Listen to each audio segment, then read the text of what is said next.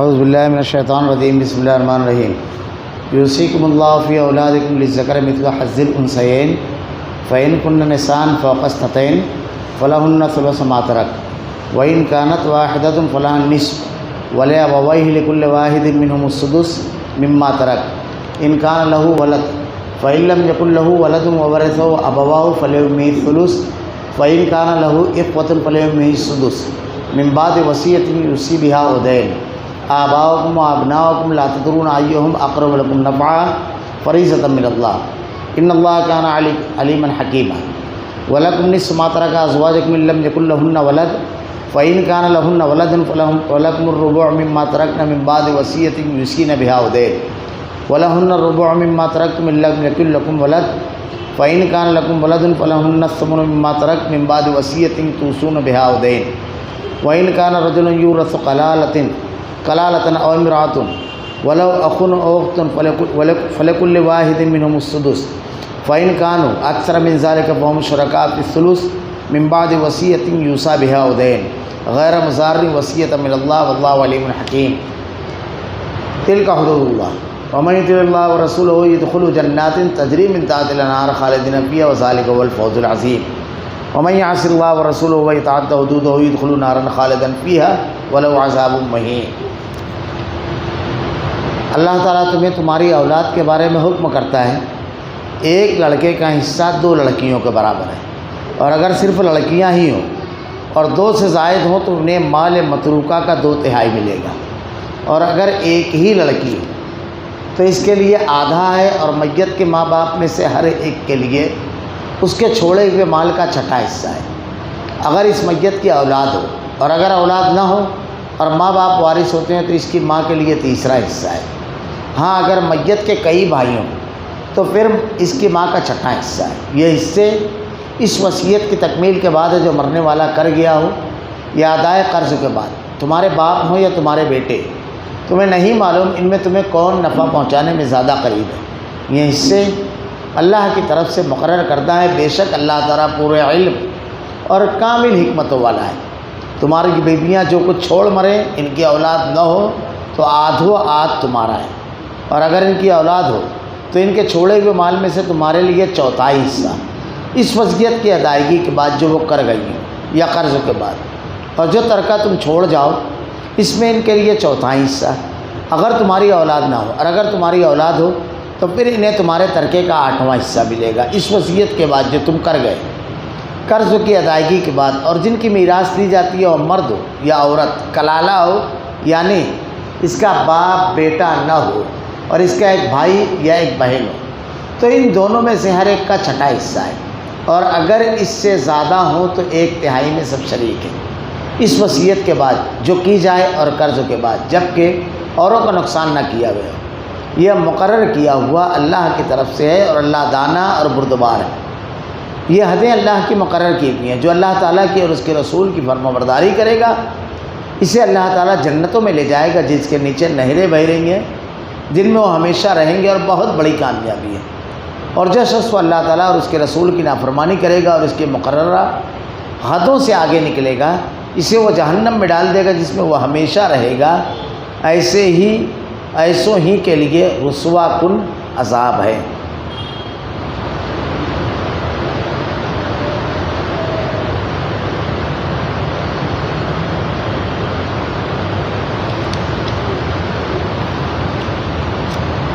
یوصیکم اللہ فی اولادکم للذکر مثل حظ الانثیین۔ اللہ تعالیٰ تمہاری اولاد کے بارے میں حکم کرتا ہے۔ فإن کن نساء فوق اثنتین فلہن ثلث ما ترک، ایک لڑکے کا حصہ 2 لڑکیوں کے برابر، اور اگر صرف لڑکیاں ہوں اور 2 سے زیادہ ہوں تو انہیں مال متروکہ کا 2/3 ملے گا۔ ترکے کی تقسیم کا جہاں تک معاملہ ہے، پچھلے درسوں میں یہ بات گزر چکی کہ عرب کے لوگوں کا معاملہ یہ تھا کہ عورتوں کو وہ ترکے میں حصہ نہیں دیا کرتے تھے، اور یہ تھا کہ گھر کا جو سب سے بڑا بیٹا ہوتا، جو سب سے زیادہ طاقتور ہوتا، سارا مال وہ اپنے قبضے میں کر لیا کرتا تھا۔ ترکے کی تقسیم کا انہوں نے اپنا ایک نظام بنایا ہوا تھا۔ ایسے بہت سارے ممالک میں آپ دیکھیں تو ترکے کی تقسیم کے سلسلے میں یا تو کہیں پہ کوئی ضابطہ ہی نہیں ملتا ہے یا انسانوں کے بنائے ہوئے ضابطے ملتے ہیں۔ ہمارے یہاں ہندوستان کے اندر بھی لڑکیوں کو ترکے میں حصہ نہیں تھا، اسی لیے ہمارے ہم وطن جو بھائی ہیں غیر مسلم، ان لوگوں کے یہاں ہنڈے کا رواج ہے، اور بہت سارے مسلمانوں کے اندر یہی چیز جہیز کی شکل میں آ گئی کہ لڑکیوں کو بھرپور جہیز دیا جاتا ہے، جہیز کا مطالبہ کیا جاتا ہے، اور ان کا پورا کے پورا ترکہ مار دیا جاتا ہے۔ اللہ رب العالمین نے مرنے کے بعد مال کی تقسیم کس طرح کی جائے گی، کوئی رسم چلی آ رہی ہے، سماج میں کچھ طے شدہ ہے، حالات کی مناسبت سے ہے، یہ سب نہیں۔ اللہ رب العالمین نے خود متعین کر دیا کہ مرنے کے بعد کس کو کتنا حصہ ملے گا۔ شکلیں الگ الگ ہوگی، کبھی کبھی ایسا ہوگا کہ کوئی شخص اس دنیا سے رخصت ہوگا تو اس کو صرف بیٹے ہوں گے، ان کو کس طرح ملے گا۔ کوئی آدمی ایسا ہوگا کہ اس کو بیٹے اور بیٹیاں دونوں ہوں گے تو اس کا ترکے کی تقسیم کی بھی تفصیل ہے۔ کوئی شخص ایسا ہوگا جس کو صرف بیٹیاں ہوں گی، اس کی بھی ترکے کی تقسیم ہے۔ کوئی ایسا ہوگا جس کو اولاد ہی نہ ہوگی، اس کا ترکہ کس طرح بٹے گا۔ کسی شخص کی زندگی میں اس کے وارثین کی وفات ہو جائے گی تو یہ تمام کے تمام تفصیلات، جس شکل میں بھی معاملہ ہو، مال کو کیسا تقسیم کیا جائے گا، جتنی شکلیں ممکن ہو سکتی تھی اس تمام شکلیں شریعت میں یعنی بتا دی گئی، یعنی اس کے علاوہ اب شکلیں نہیں ہو سکتی، اس شکل میں ایسے تقسیم ہوگی۔ تو ہم کو صرف یہ دیکھنا ہے کہ کس شکل میں ہمارے یہاں ترکہ تقسیم ہو رہا ہے۔ ماں باپ کی، باپ یا ماں جس کا بھی مال تقسیم ہو رہا ہے، اس کی جب وفات ہوئی تو شوہر زندہ تھا، اولادیں زندہ تھیں، کتنی اولاد زندہ تھی، تقسیم کا پورا طریقہ اللہ نے بیان کر دیا۔ بیوی کی وفات ہوئی، اس کا مال تھا، اس کی تقسیم کس طرح ہوگی، اللہ تعالیٰ نے پورا کے پورا بیان کر دیا۔ 12 رشتے جو خونی ہیں ان کی طرف ترکہ پڑتا ہے، جیسے بعض حالات میں ترکہ نہیں پلٹتا، جیسے مثلا نانی کی طرف ترکہ اس وقت نہیں پلٹے گا جب کوئی نیچے وارث ہو، مطلب باپ موجود ہے اولاد نہیں ہے تو ادھر نہیں پلٹے گا، لیکن اگر اس طرف نیچے وارث موجود نہیں ہے اور کوئی اور نہیں ہے تو پھر وہاں جائے گا۔ بلکہ ایک شکل یہ بھی ہے کہ کوئی ایسا شخص ہو سکتا ہے جس کا کوئی وارث نہ ہو، کوئی خاندان میں وارث نہ ہو، تو ایسی صورت میں اس کا ترکہ اس کے غلاموں کی طرف لوٹے گا، اور اگر اس کے غلام بھی نہیں ہے تو پھر اس صورت میں وہ ترکہ بیت المال میں جمع کیا جائے گا، اور بیت المال میں پھر اس کو اسلامی مملکت میں اس کو استعمال کیا جائے گا۔ ہر شکل کو بیان کیا گیا ہے تفصیل کے ساتھ۔ یہ جو ترکے کی ادائیگی ہے، وارث آدمی صاحب مال کی وفات پر سب سے پہلے اس کو کرنا چاہیے۔ اس میں جتنی زیادہ دیر ہوتی ہے اتنے زیادہ مسائل کھڑے ہوتے ہیں، اور ہمارے یہاں تو خاص طور سے کمبائن فیملی کا مزاج ہے، اور آدمی مالی امور کو بالکل صاف شفاف نہیں رکھتا ہے کہ یہ کمائی باپ کی ہے، یہ کمائی باپ اور بیٹوں کی مشترک محنت سے ہے، اور یہ کمائی صرف بیٹے کی ہے، یہ سب نہیں کرتا ہے۔ ہمارے یہاں بعض مرتبہ جو مسائل آئے اس سلسلے میں اللہ غریب کے رحمت کرے دکتور فضل الرحمان مدنی حفظہ اللہ رحمہ اللہ کو، کہ یہ تمام نزاکتوں کو سامنے رکھ کر اس کا لحاظ رکھ کر کے وہ فتویٰ دیا کرتے تھے۔ جیسے مثلا ایک سوال یہ آیا کہ ایک آدمی ایسا ہے جس کی وفات ہوئی، لیکن اس کی زندگی میں اس کا اپنا ایک کاروبار تھا، اور ایک بیٹا اس کاروبار میں 20 سال تک باپ کے ساتھ لگا رہا، 24 گھنٹہ، حتیٰ کہ زندگی کے آخری ایام میں باپ ریٹائر ہو گئے 10-1 سال بعد، پورا کاروبار بیٹا سنبھالتا رہا۔ کارخانہ تھا 40 روم کا، بیٹا سنبھال رہا تھا۔ بقیہ جو بچے ہیں وہ شادیاں کر کر کے اپنا الگ ہو گئے، انہوں نے اپنی اسٹیٹیں بنائی، اپنے کاروبار جمائے۔ جب باپ کی وفات ہوئی تو کہا گیا کہ یہ تو پورا مال باپ کا، اس میں سے ترکہ تقسیم ہوگا۔ اب اگر 4 بیٹے ہیں تو چاروں میں تقسیم ہو گیا 10-10 لوگ۔ اب جنہوں نے کوئی محنت نہیں کی ان کا بھی اتنا ہی آیا، اور جس نے اپنی پوری جوانی لگا دی اس کا بھی اتنا ہی۔ اب اس نے جب اپنے ہاتھ میں کاروبار لیا تھا تو کتنا تھا؟ 10 لوگ تھا۔ باپ بیٹوں نے محنت کی، کچھ پڑھایا، پھر اس کے بعد باپ ریٹائر ہوئے، یہ بڑھاتا گیا، اب یہاں یہ سوال کیا گیا کہ پورا باپ کا تھا، اس لیے باپ کا۔ دکتور فضل الرحمان مدنی حفظہ اللہ رحمہ اللہ وہ فتویٰ دیا کرتے تھے کہ ایسی صورت میں جو بیٹا باپ کے ساتھ محنت میں شریک ہے اس کے لیے دو شکلیں ہوں گی، یا تو اس کو 20%، 10%، 30% جیسا اس کا محنتانہ ہے ویسے ریشو سے اس کو پارٹنر بنا جائے گا، یا اس کو ملازم مان کر کے اس کی اتنی لمبی مدت کی ایک تنخواہ نکال لی جائے گی اور وہ اس کو دے دیا جائے گا، اس کے بعد ترکے کی تقسیم ہوگی۔ اس طریقے سے وہ بچہ مظلوم نہیں ہوتا تھا، جو ساری محنت کر دے سب کچھ ہو جائے اور اس کے بعد وہ محروم نہیں رہتا تھا۔ ایسے الگ الگ شکلیں بنتی ہے ترکے کی، لیکن ایک چیز طے شدہ ہے کہ ترکے کی تقسیم جتنی جلد کی جائے اتنا زیادہ بہتر ہے، اس میں جتنی دیر ہوتی ہے اتنا زیادہ نقصان اور شریعت کی خلاف ورزی کا خدشہ رہتا ہے، مختلف اسباب کی وجہ سے۔ پہلا تو یہ جو ترکہ ہوتا ہے مال، یہ تمام وارثین کو ہوتا ہے، لیکن کچھ وارث ہوتے ہیں جو اس کے اوپر قابض ہوتے ہیں، اسباب الگ الگ ہوتے ہیں، کبھی کمبائن فیملی میں رہنے کی وجہ سے، کبھی کاروبار میں لگے رہنے کی وجہ سے۔ اب ترکے کی جب بات آتی ہے تو چونکہ یہ تمام لوگوں کا ہے، اب جو شخص قابض ہے وہ اور اس کی اولادیں اس کو استعمال کر رہی ہیں، 4 سال 6 سال 8 سال 10 سال گزر گیا تو ان کا مزاج ملکیت والا ہو جاتا ہے، پھر بڑا مشکل کرتا ہے کہ یہ جو آپ جس کو آپ ہمیشہ استعمال کرتے رہے ہو یہ تو آپ کے حصے میں ہے ہی نہیں، یہ کارخانہ تو آپ کے حصے میں نہیں ہے، جو گاڑی آپ چلا رہے ہیں آپ کی نہیں ہے، بڑا مشکل مرحلہ ہوتا ہے۔ وہ جس کا مالک نہیں تھا اس کو ملکیت سمجھ لیا۔ اور بھی بہت ساری چیزیں اگر باریک بات کی جائے، بہت ساری چیزیں، ایک آدمی کارخانہ چھوڑ کر کے مرا، ترکہ تقسیم نہیں ہو رہا ہے، ایک وارث اس کارخانے کو استعمال کر رہا ہے، گھر کو استعمال کر رہا ہے، اگر صرف 8 سال 10 سال کا اس کا کرایہ گھر پکڑ لیا جائے تو تھک جائے آدمی، کیونکہ تمام لوگوں کی وہ ملکیت ہو گیا۔ اس لیے ہمیشہ یہ ہونا چاہیے کہ اللہ رب العالمین نے ترکہ کہا ہے، ترکہ چھوڑے ہوئے مال کو، اور اس کی تقسیم کا بھی اللہ تعالیٰ نے تفصیل بتا دی، اس لیے ترکے کو اپنا مال نہ سمجھنا چاہیے، وہ دوسرے کا ہے، تمام بھائیوں اور بہنوں کا ہے، اس لیے اپنا مال آدمی استعمال کرے۔ دوسری چیز، یہاں اللہ نے قلم چلایا ہے، اللہ نے ایسا بنا دیا، اس لیے ہم کو قلم لے کر اب نہیں بیٹھنا ہے۔ بعض مرتبہ بہت بڑا نقصان کرتے ہیں لوگ، زندگی میں بول دیتے ہیں یہ والے بیٹے کو یہ دے دینا، یہ والے بیٹے کو یہ دے دینا، یہ والے بیٹے کو یہ دے دینا۔ آپ کون ہوتے ہیں؟ آپ کا مال کس کو کتنا دیا جائے گا یہ رب نے بتایا ہے۔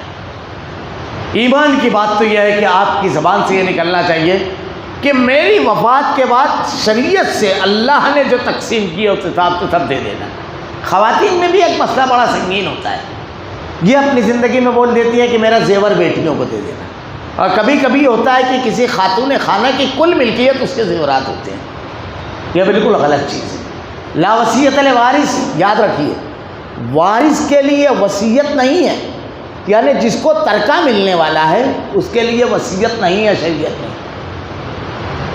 اس حدیث کے بارے میں ایک بات اور واضح کر دوں، منکرین حدیث کو علم کم ہونے کی بنیاد پر حدیثوں پر جو اعتراض کرتے ہیں، حدیثوں پر اعتراض کرنے والا عموماً اہل علم و اہل تحقیق سے رجوع نہیں کرتا ہے، جہالت اور کم علمی کی بنیاد پر اعتراض کرتا ہے، اسی لیے منکرین حدیث میں کوئی علمی شخصیت آپ کو نہیں ملے گی۔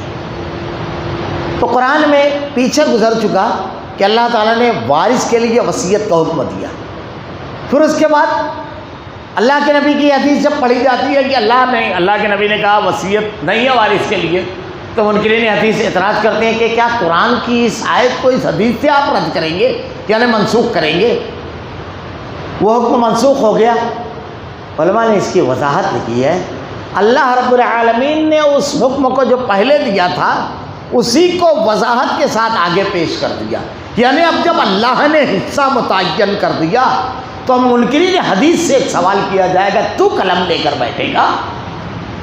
اللہ نے کہہ دیا اب وصیت نہیں ہے، میں حصے بتا دے رہا ہوں، ختم بات یہاں پر۔ اب اللہ کے نبی نے اسی کی وضاحت کر دی کہ جب اللہ نے وارثین کے حصے بتا دیے تو لا وصیت لوارث، اب وارث کے لیے کوئی وصیت نہیں ہے، کیونکہ اہل ایمان تو اللہ کی نازل کردہ وحی پر آمنا صدقنا کہتے ہیں، ایمان لائے سمعنا واطعنا کہتے ہیں، سنا اور اطاعت کی، تو آپ کو اطاعت کرنا چاہیے۔ تو منکرین حدیث کا یہ اعتراض انتہائی بودا اور عقلی پر منحصر ہے۔ وصیت کی تقسیم، وصیت ترکے کی تقسیم سے پہلے ہر آیت کے اختتام پر آپ کو ایک جملہ ملے گا، وصیت اور قرض کی ادائیگی کے بعد ترکے کی تقسیم کرنے سے پہلے معاملات کو صاف کیا جائے گا۔ اللہ کے نبی صلی اللہ علیہ وسلم کے پاس اگر کوئی جنازہ آتا تو آپ دریافت کرتے تھے اس کے اوپر کوئی قرض ہے؟ واقعات ہیں، صحابہ کرام نے کہا ہاں۔ اللہ کے نبی نے ارشاد فرمایا کوئی اس کے قرض کی ذمہ داری لیتا ہے؟ جب کسی نے نہیں لی تو آپ نے کہا لوگ نماز پڑھ لیں گے اس کی۔ یہ اللہ کے نبی نے نہیں پڑھی لیکن صحابہ نے پڑھی۔ تو ہر آدمی کو یہاں پر کھڑے ہو کر کے مفتی نہیں بننا ہے۔ امام وقت سب سے بڑا عالم اگر رکتا ہے تو اس کی شناخت و قباحت لوگوں کو سمجھ میں آئے اور لوگوں کا قرض کو لے کر کے بے فکر نہ ہو جائے، یہ اس کی حکمت ہے۔ لیکن اس کی جنازے کی نماز دیگر تمام لوگ پڑھیں، ہر آدمی مفتی اعظم نہیں بن جائے گا۔ دوسری چیز، اللہ کے نبی صلی اللہ علیہ وسلم کے پاس جب مال کی آمد ہونے لگی تو آپ خود ذمے لے لیا کرتے تھے، تو اس کی شناخت اور اس کی قرض کا جو معاملہ ہے کتنی سنجیدگی سے لینا چاہیے، اس کے بارے میں یہ بیان کیا گیا۔ تو قرض کی ادائیگی سب سے پہلے، جو بھی اس کے اوپر قرض رہے گا اس کو ادا کیا جائے گا۔ ایک صحابی حضرت جابر بن عبداللہ رضی اللہ تعالیٰ عنہ، ان کے والد محترم حضرت عبداللہ کی وفات ہوئی، تو یہ بار بار منہ پر سے کپڑا اٹھاتے اور روتے۔ اللہ کے نبی نے کہا کیا بات ہے، غم زیادہ ہے؟ کہا اللہ کے نبی شہادت تو ایک عظیم مرتبہ ہے جس پر اللہ نے میرے والد محترم کو فائز کر دیا۔ آنکھیں اشکبار اس لیے ہیں کہ میرے والد عیال دار تھے، سب بہنیں، سب چھوٹے چھوٹے، اور مقروض اس دنیا سے ان کے قرض کی ادائیگی اور ذمہ داریوں کا بوجھ آنکھوں کو اشکبار کرنا ہے۔ اللہ کے نبی صلی اللہ علیہ وسلم باقاعدہ جن لوگوں نے قرض لیا تو ان کو بلایا اور کہا یہ صورت حال ہے، کتنی گنجائش تم کر سکتے ہو بنا کسی دباؤ، بنا کسی اس کے، آپ کا بھی مال نکل جائے ان کو بھی سہولت ہو جائے۔ قرض داروں نے جو صاحب مال تھے کافی سہولت کی، اللہ کے نبی صلی اللہ علیہ وسلم نے اس سہولت کا حصہ کم کر کے بقیہ حصہ ان کو دے دیا۔ اگر ایسی صورت بنتی ہے کہ مال کم ہے اور قرض دار زیادہ ہے تو اس صورت میں یہ کرنے کی گنجائش ہے۔ شرط یہ ہے جن سے لیا گیا ہے وہ کھلے دل کے ساتھ، ایسا نہیں بول کیا کرنا ہے، نہیں تو اتنا بھی مشکل ہے بیٹا، یہ تو پھر آپ بلیک میل کر رہے ہیں، اور نہیں تو بہت مال ہے لیکن چلو اب اتنے میں تھوڑی کر لو، وہ چھوڑ کر مر رہا ہے 2 کروڑ اور آپ کہتے ہو چلو 12 لاکھ میں کتنے 6 لوگ ہیں 2-2 لاکھ لے لو۔ اب کسی کا 7 ہے کسی کا 9 ہے، یہ نہیں چلنے والا ہے یہ سب معاملہ۔ وہ اس کا تھا ہی نہیں جس کو ہم مال بیٹھنے بانٹنے کے لیے، وہ تو ان لوگوں کا تھا جن سے لیا تھا۔ تو قرض اب 2 کروڑ روپیہ چھوڑ کر مرا اور 70 لاکھ قرضہ ہے تو 1,30,000 صرف آپ بانٹیں گے، آپ کیسے دوسروں کا مال لے کر بیٹھ گئے بانٹنے کے لیے؟ قرض کی ادائیگی یہ تو مالی امور کا قرض ہے۔ گھریلو زندگی میں کبھی کبھی ہوتا ہے کہ قرض کیا ہوتا ہے، ماں باپ بچوں کی جب شادیاں کرتے ہیں تو انصاف کا تقاضا یہ ہے کہ برابر کے زیورات دیے جائیں، جیسے لڑکی اگر 1 تولہ دیا گیا تو دوسری لڑکی کو بھی دیا جائے، بہو کو اگر دیا گیا تو مساوی انصاف کیا جائے۔ ایسی صورت میں کبھی کبھی ایسا ہوتا ہے کہ حالات بہت اچھے ہوتے ہیں، کسی کا زیور زیادہ بن جاتا ہے، اب حالات ذرا سا مخدوش ہوئے تو ماں یہ وعدہ کرتی ہے بیٹا میں یہ تیری کمی ہے یہ پوری کروں گا، میں کر دوں گا۔ باپ کہتا ہے اور اس کا بار بار اظہار کرتے ہیں، لوگوں کو معلوم ہے یہ اس کے ذمے رہتا ہے یہ مال، تو وہ ایک قرض کی ایک شکل ہے، اس لیے اس کی ادائیگی وہ اس کی زبان پوری ہے وہ ہونا چاہیے۔ اور بھی کئی اس کی شکلیں ہیں، معاملات اور قرض کو صاف کرنا یہ بہت زیادہ ضروری چیز ہے، جو اس نے لیا ہوا ہے وہ صاف کر کے ترکہ تقسیم کرنے بیٹھے گی۔ تیسری چیز وصیت دیکھنا ہے کہ اس نے کوئی وصیت تو نہیں کی ہے، وصیت کے بارے میں آپ یہ بات یاد رکھیے کہ وصیت کا اختیار آدمی کو کتنا ہے. اگر کوئی آدمی کہے کہ میرے مرنے کے بعد میں جو 2 کروڑ چھوڑ کر مر رہا ہوں، اس میں 1 کروڑ کی جگہ خریدی جائے مسجد کے لیے اور 50 لاکھ روپیہ مسجد تعمیر کی جائے اور 50 لاکھ میرے وارثین میں، تو اللہ کے نبی صلی اللہ علیہ وسلم نے ارشاد فرمایا، حضرت سعد ابن ابی وقاص رضی اللہ تعالیٰ عنہ بہت مال تھا آپ کے پاس، آپ کی طبیعت بگڑی مدنی زندگی میں، اللہ کے نبی عیادت کے لیے گئے تو کہا اللہ کے رسول مجھ کو صرف ایک بیٹی ہے اور مجھ کو بہت مال اللہ نے دیا ہے، سب اللہ کے راستے میں خرچ کر دو، وصیت کر جاؤ پورے مال کی کہ میری وفات کے بعد سارا مال اللہ کے راستے میں دے دیا جائے. اللہ کے نبی صلی اللہ علیہ وسلم نے ارشاد فرمایا، بڑا پیارا جملہ ہے، ساری چیزیں واضح کرتا چلتا ہے. اللہ کے نبی نے ارشاد فرمایا تم اپنے وارثین کو محروم نہ چھوڑو. آدمی کبھی کبھی اس کا خیال نہیں کرتا ہے، تھوڑا سا مال آیا اب آخری وقت حج بھی کر چکا ہے تو چلو دوبارہ حج کر لو، اما ابا کا حج، نفلی حج، ایک عمرہ کرنے میں پورا مال گلاتا چلا جاتا ہے. اپنے وارثین کو محروم نہ چھوڑو. اللہ تعالیٰ نے پیچھے کہا کہ اگر تمہارے چھوٹے چھوٹے معصوم بچے ہیں ان کی محرومی کا تم کو احساس ہے تو دوسروں کے معصوم بچوں کا خیال رکھو. پیچھے آئے دوسری، اللہ کے نبی نے کہا محروم نہ چھوڑو. اور اس کے بعد اللہ کے نبی صلی اللہ علیہ وسلم سے پوچھا کہ اچھا اللہ کے نبی میں کتنے مال کی وصیت کروں؟ تو آج سے پوچھا کہ اللہ کے رسول کیا 2/3 مال؟ آپ نے ارشاد فرمایا نہیں. پھر آدھے کی اجازت طلب کی، آپ نے تب بھی کہا نہیں. پھر 1/3 کی اجازت طلب کی. اللہ کے رسول صلی اللہ علیہ وسلم نے اجازت دی لیکن اس کے ساتھ ایک جملہ کہا کہ یہ بھی بہت زیادہ ہے. اس لیے جو شخص وصیت کرنا چاہے اپنے مال کے بارے میں کچھ، تو پہلی چیز تو وارث کے لیے وصیت نہیں کرے گا میرے بیٹے کو یہ پلاٹ ایکسٹرا دے دیا جائے. کبھی کبھی آدمی ایسا کرتا ہے کہ وارث کے لیے وصیت نہیں کی تو پوتے کو دے دیتا ہے، یعنی ذرا سا ہاتھ گھما کے، جس کو ہمارے بزرگ کو کہتے ہیں کھا لینا، اب وہی بیٹے کو جائے گا تو پوتے کو دے دیا. اللہ کے آپ کو جواب دینا ہے. تو وصیت اگر وہ کرنا چاہے 1/3 مال کی وصیت کر سکتا ہے. لیکن اللہ کے نبی کا جملہ یاد رکھنا چاہیے، سلف نے بڑا باریک نقطہ یہاں پر بیان کیا ہے. سلف بڑی گہری نظر رکھتے تھے کلام الہی اور کلام رسول پر.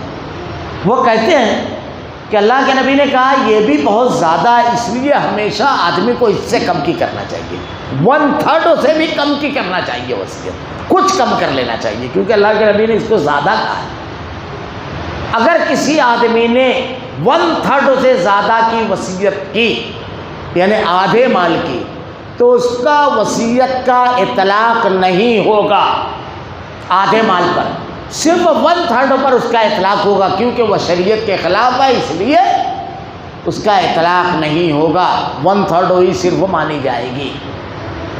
اور ایک چیز ہے، آدمی اپنی زندگی میں ترکہ تقسیم کرے. کبھی کبھی ایسا ہوتا ہے کہ آدمی اپنی زندگی میں ہی ترکہ تقسیم کرنے کا سوچتا ہے. ترکہ آدمی کی زندگی میں نہیں ہے، ترکہ مرنے کے بعد جو مال چھوڑ جائے اس کو کہا جاتا ہے، وراثت اس کی ہوتی ہے، ترکہ وہ ہے. لیکن بعض شکلوں میں علماء کرام نے اس سلسلے میں اجازت دی ہے. حنابلہ کے جو علماء ہیں اور بڑے علماء ہیں کہ اگر آدمی کو اس کا خدشہ ہے کہ اس کی وفات کے بعد اس کی اولاد میں نزاع، اختلاف، جھگڑا ہو سکتا ہے، مال کی وجہ سے فتنے میں پیدا ہو سکتے ہیں، تو وہ اپنی زندگی میں دے سکتا ہے.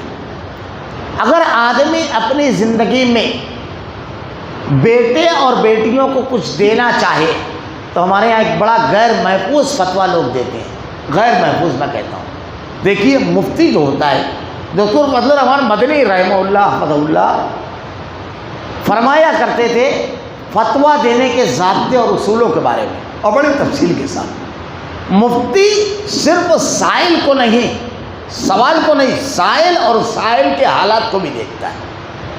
فتویٰ دینے سے پہلے اس کا لحاظ کرنا چاہیے. جیسے ایک سوال، آدمی کا اپنا مال ہے، وہ جب چاہے جس کو چاہے دے سکتا ہے، اس کو اختیار ہے. اب ہمارے یہاں عام طور سے جب فتویٰ پوچھا جاتا ہے کہ اگر باپ اپنا مال کسی کے بیٹے کو دینا چاہے تو بہت سارے مفتیان کے عام جواب دیتے ہیں اس کا مال ہے، وہ چاہے تو دے دے. ایسے ہی ایک معاملے میں ہمارا بیٹھنا بھی ہوا. جب ہم وہاں گئے تو ایک صاحب نے اپنا آدھا گھر ایک بیٹی کو دے دیا اور باقی آدھا تک فروخت کر کے اس کو بچوں میں تقسیم کیا. تو مجھ کو جب معلوم پڑا تو میں ان سے گفتگو کرنے کے لیے گیا تو گفتگو سے پہلے وہ منڈی میں سے فتویٰ نکالے کہ میری ملکیت ہے اور میں اپنی ملکیت چاہے جس کو دے سکتا ہوں، اس کا مجھ کو اختیار ہے. میں ہنسنے لگا. میں نے کہا یہ بالکل غیر محفوظ فتویٰ ہے. جس مفتی نے دیا ان کو میرا نام کہنا اور جا کر کے بتانا ہے. اللہ کے نبی صلی اللہ علیہ وسلم کے پاس ایک صحابی نعمان بن بشیر، ان کے والد ان کو ایک گھوڑا دینا چاہے، صحیح بخاری کی روایت ہے. تو ان کی والدہ نے کہا میں نہیں دینے دوں گی جب تک اللہ کے نبی سے آپ سوال پوچھ کر کے نہ. اللہ کے نبی صلی اللہ علیہ وسلم کے پاس آئے اور آپ نے آ کر کے کہا کہ اللہ کے رسول میں اپنے ایک بیٹے کو ایک گھوڑا ہبہ کرنا چاہتا ہوں، آپ اس پر گواہ بن جائیے.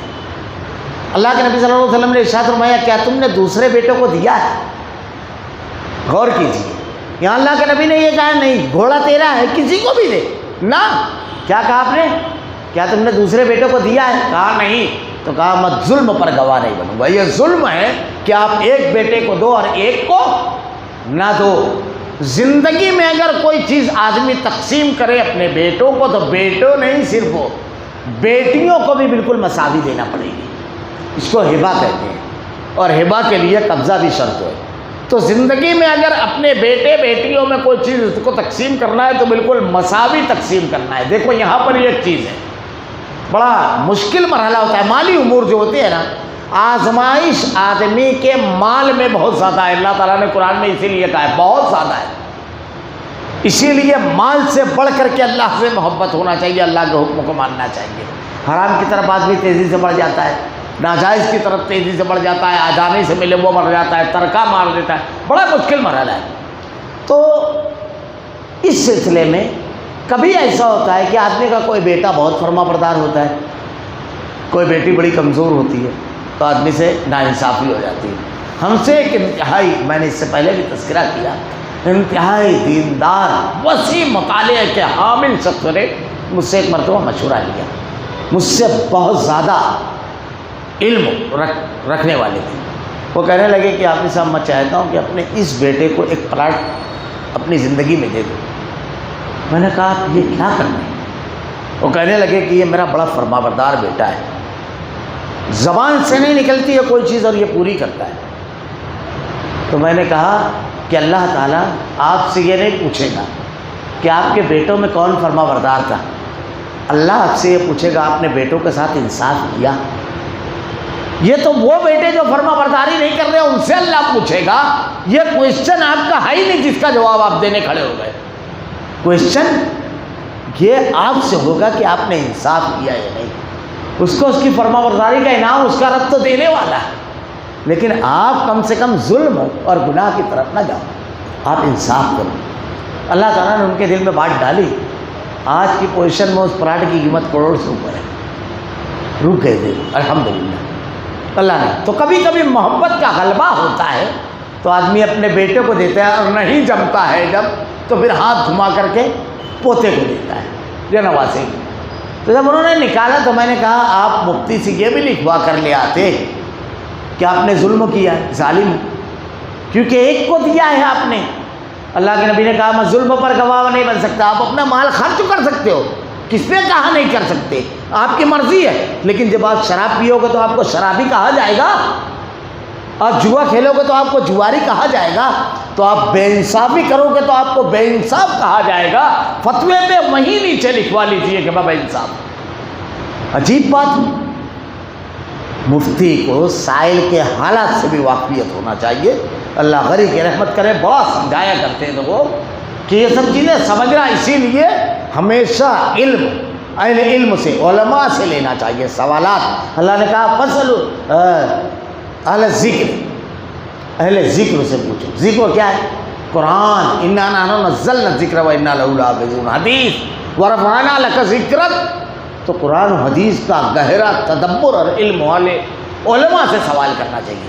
ہمارے یہاں تو بہت بڑا المیہ یہ ہے، معاف کیجیے گا، اگر ایک گلی میں 5 گھر ہے تو 7 مفتی ہیں. بیچارے ہمارے بڑے بڑے علماء کرام خاموش رہتے ہیں، لیکن جب سوال ہوتا ہے تو جملہ پڑھ کر جواب دینے لگتے ہیں. خاص طور سے علماء کی موجودگی میں کبھی جواب نہیں دینا چاہیے. اور علم نہ ہو. امام مالک رحمۃ اللہ علیہ کے پاس ایک مرتبہ ایک ڈیلیگیشن آیا, بہت انہوں نے سوالات کیے, آپ جوابات دیتے تھے اور نہیں جواب آئے تھے تو کہتے تھے لا ادری, میں نہیں جانتا. تو انہوں نے کہا ہمارے قبیلے کے قوم کے لوگوں نے آپ کے پاس اسی غرض سے بھیجا تھا سوال دے کر کے کہ آپ سے تفصیلات پوچھیں. اپنے 70% 2/3 مسائل کے جواب نے آپ نے کہا لا ادری. امام مالک رحمۃ اللہ علیہ نے ایک تاریخی جملہ کہا جو ہمارے لیے اصول اور ضابطے کی حیثیت رکھتا ہے. آپ نے کہا لوگوں لا ادری کہنا سیکھو, کیونکہ یہ آدمی کہے کہ میں نہیں جانتا یہ بہت بڑا علم ہے. آدمی کو علم ہوگا جبھی نہ وہ یہ بولے گا کہ نہیں جانتا, اور نہیں تو لا علمی کی بنیاد پر آدمی کچھ کا کچھ جواب دے دیتا ہے. علماء کرام جو ہوتے ہیں ان کی نظر تمام آیتوں پر ہوتی ہے, حدیث پر, تمام پہلوؤں پر تدبر کرتے ہیں. آپ مدارس میں دیکھیے کتنے علماء ہوتے ہیں, لیکن آپ فتویٰ لے کر کے جائیں گے تو مدرسے میں پڑھانے والے تمام اساتذہ آپ سے فتویٰ نہیں لیں گے, مفتی صاحب لیں گے. یہ اس سلسلے میں شریعت کے بارے میں اگر ہم کو یقینی علم نہیں ہے, یقینی علماء سے استفادہ نہیں کیا ہے, حدیث و قرآن کی آیتوں کا استدراک نہیں ہے, تو پھر جواب دینے میں بہت احتیاط کرنا چاہیے. تو اس سے پہلے وصیت اور قرض کی ادائیگی کی جائے گی, معاملات کو صاف کیا جائے گا اور شریعت کے احکامات کو ملحوظ رکھ کر کے. وصیت کی ایک اور چیز ہے, وارث کے لیے وصیت نہیں, 1/3 پر وصیت ہے. ایک اور چیز ہے, اگر آدمی کی زندگی میں اس کا بیٹا مر جائے, یتیم پوتے ہو, تو دادا کو چاہیے کہ اپنے پوتوں کے لیے وصیت کر جائے. اس سلسلے میں ہمارے یہاں ایک معاملہ یہ ہے کہ عام طور سے لوگ پہلا سوال کرتے ہیں اور بڑا ہی تباہ کن انداز ہوتا ہے سوال کرنے کا. اسلام میں یتیم پوتے کے لیے کچھ نہیں ہے. یہ آپ کیا کہہ رہے ہیں, یہ آپ کیا کہہ رہے ہیں؟ آپ اسلام کے اوپر سیدھا سوال کر دیجیے. وہ اسلام جس نے یہ حکم دیا ہے کہ بہترین دسترخوان وہ ہے جس پر کوئی غریب یہ یتیم کھاتا ہے, اور بہترین گھر ہے وہ ہے جس چھت کے نیچے کوئی یتیم پلتا ہے. وہ اسلام جس نے یتیم نہیں, اچھے خاصے لوگ آپ کے پڑوس میں اگر بھوکے سو گئے تو اللہ کے نبی نے کہا اللہ آپ سے سوال کرے گا, اپنے سالن میں پانی بڑھا دو, تھوڑا پتلا کر دو, لیکن تمہارا پڑوسی بھوکا نہیں سونا چاہیے. وہ اسلام. مسئلہ یہ ہے کہ ایسے ترکہ ملتا ہے پنچوں کے ذریعے, لیکن جب پوتے یتیم ہوئے تو نبی نے حکم دیا کہ اپنے پوتوں کے لیے وصیت کر جائے, ان کو محروم نہ چھوڑے آدمی. حضرت اللہ کے نبی صلی اللہ علیہ وسلم نے ارشاد فرمایا کہ آدمی 3 راتیں ایسی نہ گزارے جب اس کے ذمے وصیت ہو. کوئی چیز اگر ہمارے ذمے ہے کن چیزوں کو وصیت کرنا تو وہ ضروری ہے کر دے. عبداللہ ابن عمر رضی اللہ تعالیٰ عنہ کہتے ہیں کہ میں نے ایک رات بھی اس حدیث کے سننے کے بعد ایسی نہیں گزاری جب میری تکیے کے نیچے وصیت تیار نہیں. اب ہمارے یہاں بڑا عجیب معاملہ ہے, اسی وقت میت میں ان کو سمجھانا چاہیے, ان کو بتانا چاہیے. ہمارے یہاں یہ تو سب جانتے ہیں کہ پوتوں کے لیے کچھ نہیں ہے, لیکن یہ بھی تو بیان کرنا چاہیے شریعت نے یہ حکم دیا ہے خاص طور سے. بلکہ ترکے کی تقسیم میں تو جو ہمارے قریبی رشتہ دار آ جائیں غربا, ان کو بھی دے دینا ہے. تو اس میں بنیادی چیز تقسیم سے پہلے جو ضروری چیزیں ہیں اس کا لحاظ کرنا. دیکھیے اب تقسیم, اللہ نے تمہاری اولاد کے بارے میں اللہ تعالیٰ حکم دیتا ہے. کون حکم کر رہا ہے؟ اولاد کے بارے میں اللہ کا حکم. اب یہیں پر تم فیصلہ کرو, ایک جملہ پلٹ دو, خط سمجھ میں آ جائے گا تمہارا حکم چلے گا یا اللہ کا. الحمدللہ ہر ایمان والا کیا کہتا ہے, میرے اللہ کا حکم چلے گا, میرے رب کا. تو اپنا کچھ نہیں چلانا ہے, اللہ کا چلے گا. اللہ تعالیٰ کہہ رہا ہے اللہ تمہیں تمہاری اولاد کے بارے میں حکم کرتا ہے. ایک لڑکے کا حصہ 2 لڑکیوں کے برابر. ترکے کی جب تقسیم ہوتی ہے تو لڑکی کا حصہ لڑکے کے آدھا اور لڑکی کے حصے کے ڈبل لڑکے کا. یعنی اگر 50 لاکھ روپیہ لڑکی کو ملے گا تو 1 کروڑ روپیہ لڑکے کو ملے گا ڈبل. لڑکیوں کا آدھا کیوں؟ آدھا اس لیے اس کی حکمتیں. اگر آپ دیکھیے تو اس کو کئی جگہ سے ترکہ ملتا ہے، اس کو اس کے شوہر کی طرف سے ملتا ہے ترکہ، اس کے بیٹے کی طرف سے ترکہ ملتا ہے، اس کے باپ کی طرف سے ترکہ ملتا ہے، کئی حیثیت سے۔ دوسری بات، کمانے کی ذمہ داری اس کی نہیں ہے، گھر چلانے کی ذمہ داری اس کی نہیں ہے، اس کا پورا مال اس کے پاس محفوظ ہے، لیکن گھر بنانا، گھر چلانا، سارے اخراجات، دوا، علاج، سب کچھ کرنا مردوں کی ذمہ داری ہے۔ الرجال قوامون علی النساء، اللہ نے مرد کو قوام بنایا ہے، تو ذمہ داریاں جب اتنی زیادہ دی ہے، سارے حقوق کی ادائیگی کرنا ہے، تو مال بھی تو اس کو زیادہ ملے گا۔ مرد ہمارے یہاں قوام ہے۔ میں کہتا ہوں اکثر، یہ جو لوگ جہیز مانگتے ہیں، شریعت پڑھیں، اسلام نے دلہا مارکیٹ میں بکنے والے مردوں کا تعارف نہیں کرایا، بلکہ اسلام کی تعلیمات یہ ہے کہ نکاح کی مجلس میں جب بیٹھ کر کے آدمی بولتا ہے میں نے قبول کیا، تو اسی مجلس میں مہر کی پہلی قسط رکھ کر کے یہ اعلان کرتا ہے عملاً، میں اس خاتون کا قوام ہوں، اب اس کے اخراجات کی ذمہ داری میری ہے۔ یہ عملی اعلان کرتا ہے دینے کا، لیتا نہیں، تو اس لیے آدھا ہے قوامیت۔ اور اللہ رب العالمین کا فیصلہ حکمت و مصلحت، حالات کی مناسبت اور انتہائی صحیح ترین فیصلہ ہے۔ اللہ رب العالمین نے کہا 2 لڑکیوں کے برابر، اگر صرف لڑکیاں ہو اور 2 سے زیادہ ہو تو انہیں مال متروکہ کا 2/3 ملے گا، یعنی لڑکا نہ ہو۔ تو میں نے بالکل ابتدا میں کہا کہ ترکہ حالات کے ساتھ ساتھ تبدیل ہوتا ہے۔ اگر اولاد نہ ہو تو الگ شکل ہوتی ہے، صرف لڑکیاں ہوں تو الگ شکل ہوتی ہے، صرف ایک لڑکی ہو تو الگ شکل ہوتی ہے، تو سب جگہ حالات میں تبدیل ہوتا ہے۔ تو اللہ تعالیٰ نے ہر حالت میں مال کیسے تقسیم ہوگا یہ بیان کیا، 2/3 ملے گا۔ اور اگر ایک ہی لڑکی ہو تو اس کے لیے آدھا، یعنی صرف اگر ایک لڑکی آدمی چھوڑ کر مرے گا تو پورے مال کو تو حصے میں تقسیم کیا جائے گا اور آدھا لڑکی کو ملے گا۔ میت کے ماں باپ میں سے ہر ایک کے لیے اس کے چھوڑے ہوئے مال کا 6واں حصہ، اور اگر میت کی اولاد ہو اور اگر اولاد نہ ہو تو ماں باپ وارث ہوتے ہیں۔ میں نے اس سے پہلے کہا کہ ورثہ یعنی یہ جو اولاد ہے یہ نہ ہونے کی شکل میں اب ورثہ وراثت کدھر جاتی ہے، وہ جو 12 رشتے ہیں اس کو بیان کیا جا رہا ہے۔ اس کی ماں کے لیے 3واں حصہ۔ اب ماں باپ ہوتے ہیں تو ماں باپ میں کیسے کریں گے آدھا آدھا؟ نہ، اللہ نے حساب بتا دیا، اس کا 3واں حصہ۔ ہاں اگر میت کے کئی بھائی ہوں تو اس کے اماں کا 6واں حصہ۔ جب بھائی نہیں ہے تو شکل یہ تھی، اب جب بھائی آ گئے، اولاد نہیں ہے، تو اب بھائیوں کو بھی ملے گا اور ماں کو 6واں حصہ۔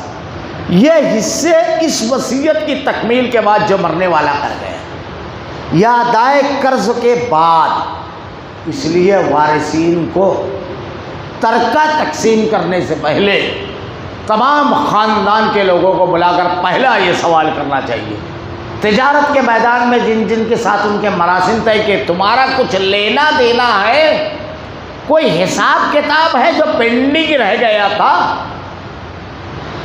ہم اپنے باپ کو مقروض یا وصیت وہ کر کے جائے اس سلسلے میں چھوڑ نہیں سکتے۔ ابھی آپ کے ہاتھ میں مال نہیں آیا ہے، بڑی آسانی سے یہ معاملات حل ہو جائیں گے، پوچھیے اور بڑے دل سے میرے ابا کے سامنے کیوں نہیں پیش کیے؟ اگر وہ گواہوں کے ساتھ پیش کر دے ہوئے آپ کے ابا چوک گئے کہ نہیں نکلتا، تو ایسی صورت میں آپ کو سیدھا کرنا ہے معاملہ، صرف مال پر نظر نہیں رکھنا ہے، جس نے مال چھوڑا ہے اس کی آخرت پر زیادہ نظر رکھنا ہے۔ ابھی پیچھے ایک معاملہ آیا، مجھ کو بڑی خوشی ہوئی، ایک شخص کے والد نے غصے میں ایک تاجر سے کہہ دیا میں تجھ کو نہیں دوں گا یہ پیسہ، بڑا معروف تھا۔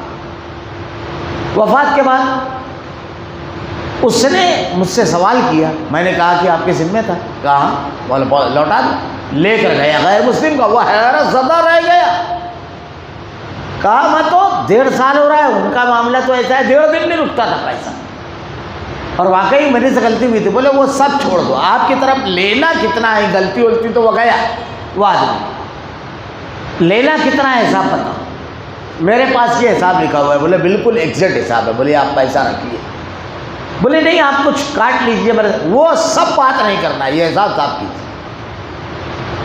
اور کوئی بات نہیں کرنا ہے، بڑا دل رکھ کر کے پہلے یہ دیکھیے کسی سے کوئی معاملہ ہے، اگر ہے حساب رکھ، اور اس کا ثبوت مل گیا گواہ اور یہ تمام چیزیں نہیں کر سکے آپ کے والد، آپ صاف کر دیجیے، کیونکہ انہی کا لین دے رہا ہے اور انہی کا مال ہے۔ تو اللہ تعالیٰ نے کہا وصیت اور قرض کی ادائیگی کی تکمیل کے بعد، ورنہ پوچھیے کسی کو کوئی وصیت ہے غیر وارث کو، وارث کے علاوہ پوچھیے رشتہ داروں میں، ماں بہن خالہ خالو چچا بھائی جو دور ہے، باپ کی وفات کے بعد بیٹے اور بیٹیاں سب ہیں، تو پھر یہ سب وارث نہیں بنتے ہیں، بھائی اور یہ تمام بہنیں وغیرہ، تو ان سے پوچھیے کوئی وصیت وغیرہ ہے، کچھ کہا تھا، اس کی تکمیل کے بعد تمہارے باپ ہوں یا تمہارے بیٹے، تمہیں نہیں معلوم ان میں کون تمہیں نفع زیادہ پہنچانے میں قریب ہے۔ بڑا اہم جملہ ہے، جس بیٹے کے بارے میں ہم کو یہ خیال رہتا ہے کہ یہ بڑا فرما بردار نیک لے کر چلنے والا ہے، سماج میں نظریں دوڑائیے، ایسے 50 کے سینکڑوں کے نظر آئیں گے۔ لاوالی جو سب سے زیادہ تھا، اماں ابا کے جانے کے بعد بہنوں کو اگر کوئی کاندھا ہے تو وہی جہاں وہ سر رکھ کر رو رہی ہیں، بھائی کے اوپر وقت پڑا ہے تو چپکے سے آ کر کے وہی کھڑا ہے، اور ہر وقت نماز جب ختم ہوتی ہے تو تسبیحات کے ساتھ ساتھ جب تک والدین کے لیے مغفرت کی دعا نہیں مانگتا ہے اٹھتا نہیں ہے مصلی سے، کبھی نماز نہیں چھوڑا۔ کوئی صبح ایسی نہیں ہوتی ہے جب اپنے والدین کے لیے اللہ سے مغفرت میں طلب کرے۔ اور پھر اس حدیث کو بھی یاد رکھیے کہ اللہ کے نبی نے ارشاد فرمایا کہ آدمی اللہ کے جناب میں پہنچ جاتا ہے، اچانک اللہ اس کے درجے کو بلند کرتا ہے، اور اللہ تعالیٰ سے بندہ سوال کرتا ہے کہ اللہ میرے عمل کا سلسلہ منقطع ہو گیا، پھر کس بنیاد پر تو نے میرے درجے کو بلند کیا؟ اللہ ارشاد فرماتا ہے میرے فلاں بندے بندی، اللہ کے نبی نے جو جملے ارشاد فرمائے ہیں دوسری روایت میں کہ تیرے بیٹے اور بیٹی کا جنت دے، اس نے تیرے لیے دعا کی اور میں نے اس کو قبول کیا۔ تم نہیں جانتے، تم تو مال دے کر جا رہے ہو، تمہارے لیے کون مفید ہے؟ جو تمہارے خانوادے کو بکھرنے نہیں دے گا، یہ تمہاری خواہش تھی، وہ سمیٹے گا، وہ تمہاری بیٹیوں کے لیے سائبان بن کر کھڑا ہوگا، وہ تمہارے بیٹوں کے مشکل حالات میں بازو بن کر کھڑا ہوگا۔ تم نہیں جانتے کل حالات کس کے بدلیں گے، کل کس کا دل بدلے گا، کون ہے تمہاری آخرت کے لیے سب سے زیادہ سنجیدہ ہوگا۔ اللہ کے نبی نے کہا باپ اور ماں کی طرف سے آدمی صدقہ کر سکتا ہے، کون ہے تمہارے لیے صدقہ جاریہ کرے گا؟ تم نہیں جانتے، تمہارے لیے زیادہ نفع دینے والا ولد صالح، کون زیادہ نیکی کرے گا اور تمہارے لیے ذخیرہ کا اللہ ذخیرہ آخرت۔ تم معاملات پر نظر رکھے ہو، اللہ لطیف و خبیر ہے، وہ تمہارے مرنے کے بعد تمہاری نسلوں تک نہیں قیامت تک کے حالات جانتا ہے، اس لیے اس کے فیصلے کو ماننا۔ کبھی کبھی ایسا ہوتا ہے کہ لڑکا بہت فرما بردار ہوتا ہے، آدمی اس کو کاروبار دے دیتا ہے، پتہ چلا کچھ دن بعد مارکیٹ کا اتنا دینا، اور ایک تھوڑا سا ڈھیلا پتلا ہوتا ہے نرم گرم، لیکن کاروبار میں ایسی تیز دوڑتا ہے کہ بیٹا بھی حیرت زدہ، یعنی اس کے ہاتھ میں جب کاروبار دیا تو سارے بچوں کو اس نے لکھپتی کر دیا، خوب مال بنایا اور سب کو دے کر بھی چلا، لے کر بھی چلا، حساب بھی بالکل صحیح۔ دوسری طرف تھوڑا دیر نرمی گرمی تھی، اللہ نے الگ الگ صلاحیتیں دی ہیں، ان صلاحیتوں کو استعمال کیجیے۔ تو ہمارے لیے کون مفید ہے یہ ہم کو نہیں دیکھنا ہے، ہم بچوں کے لیے مفید ہیں، اللہ کے حکم پر عمل کرنے والے ہیں، یہ دیکھنا ہے۔ یہ حصے اللہ کی طرف سے مقرر کرتا ہے۔ اب دیکھیے اللہ نے مقرر کیا، آگے کے جملے پر غور کیجئے، ایمان بڑھ جاتا ہے مومن کا اور عمل کی طرف راغب کر دیتا ہے۔ کتنا پیارا جملہ ہے، اہل ایمان کو نصیحت، عمل کی تلقین اور عمل کے مواقع سب موجود ہے اس جملے میں۔ وہ بظاہر ایک جملہ ہے، میں اکثر کہتا ہوں کلام الہی کان سے نہیں دل سے خطاب کرنے والی کتاب ہے، یہ دل کی دنیا بدل دیتی ہے۔ بس اس کو اس انداز میں آدمی پڑھے، میرے رب نے میرے لیے اس کو نازل کیا ہے، میں کیا کروں؟ اب اللہ ہم سے کہہ رہا ہے میرے بندے یہ میں مقرر کیا، یہ میرا ہے۔ دنیا کے اندر کوئی بڑا آدمی بولتا ہے تو بولے اس کی بات، خالق ارض و سما کی بات کاٹے گا مومن؟ نہ، ہرگز نہیں۔ اللہ کا نام آنے کے بعد کیا ہوتا ہے، میں نے اس سے پہلے کہا ہے، حسن بصری رحمہ اللہ کا یہ واقعہ بہت جذباتی کر دیتا ہے آدمی کو۔ اللہ کی عظمت کیا ہے، اللہ کے نام کی عظمت کیا ہے۔ ایک معاملے میں انہوں نے ایک شخص کو دیکھا ایک کام کرتے ہوئے، سلف اللہ کے نام کے آگے کیسے رہتے تھے۔ یہ ایمان جو ہوتا ہے جب آدمی کو بدل دیتا ہے۔ گواہی کی ضرورت پڑی، انہوں نے باقاعدہ گواہی دی۔ گواہی جب حضرت حسن بصری سید التابعین میں ان کا شمار ہوتا ہے، انتہائی نیک متقی اور انتہائی بڑے عالم، قرآن و حدیث پر بڑا گہرا تدبر، اللہ نے تفقہ عطا فرمایا۔ تو یہ جب گواہی دے لیے تو وہ شخص اللہ کی قسم کھا کر کے کہتا ہے کہ نہیں، میں نے یہ نہیں کیا۔ اس کے بچنے کی کوئی سبیل نہیں تھی۔ لیکن حضرت حسن بصری رحمہ اللہ کا جملہ سنیے، کیا کہتے ہیں کہ اللہ کا نام لیا اس نے، آپ رونے لگے، کہا اللہ کا نام لیا ہے۔ حسن بصری کی آنکھیں غلط، اللہ کا نام عظیم ہے، اب میں جا رہا ہوں یہاں سے، مدنی چھوڑ گئے۔ اللہ کا نام آنے کے بعد حسن بصری کی آنکھیں سچی نہیں، اللہ کا نام سب سے عظیم ہے۔ محبوب جملہ دیکھیے، یہاں اللہ کا نام آنے کے بعد اس کی عظمت کیا ہے۔ یہ نہیں کہ آپ کی گواہی غلط ثابت ہوگی، یہ سب کا خیال نہیں کیا۔ اللہ کے نام پر اسی لیے کہا جاتا ہے کہ اگر کوئی مانگے، نام اللہ کا بہت بڑا ہے۔ کسی معاملے میں اگر اللہ کا نام آ جائے، صحابہ کرام کے واقعات دیکھیے، مقدمہ آیا، اللہ کے نبی نے کہا شخص اللہ کا نام نہ استعمال کرے، اس کے لیے جنت، اللہ کے نبی اپنے حقوق کو چھوڑ دیا، صحابہ نے واقعات دیکھیے، اللہ کا نام سب سے عظیم ہے، یہ معمولی بات نہیں۔ جملہ دیکھیے، یہ اس سے اللہ کی طرف سے مقرر کرتا ہے، ہمارا رب، ہمارا خالق، ہمارا مالک، ساری نعمتیں عطا کرنے والا رب، بے شک اللہ پورے علم اور کامل حکمتوں والا ہے۔ ہمارا علم ناقص، ہماری حکمت ناقص، اس کا سب کچھ کامل ہے۔ تو کامل کی طرف سے کامل چیز آئیے، ہم ناقص ہیں، ناقص کو نہ رکھیں، ہم اللہ کے بندے ہیں، اللہ کو مانیں، اللہ کے احکامات کو ہم نے ماننے کا ایمان کے ساتھ اظہار کیا ہے۔ مومن ہے، اور مومن ہوتا ہے سمعنا واطعنا، سنا اور اطاعت کی، اس لیے اس کے حکم کو مانیں۔ آگے کی تفصیل انشاءاللہ العزیز آئندہ ہفتہ۔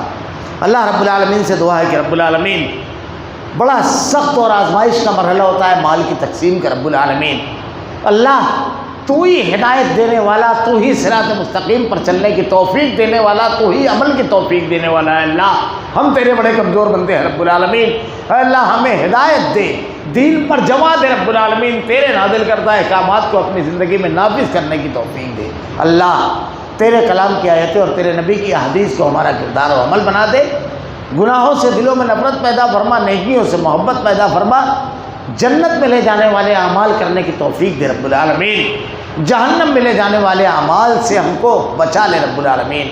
اللہ تیرے کلام کی آیتیں اور تیرے نبی کی احادیث کو ہمارا کردار و عمل بنا، ہمارا خاتمہ ایمان پر فرما۔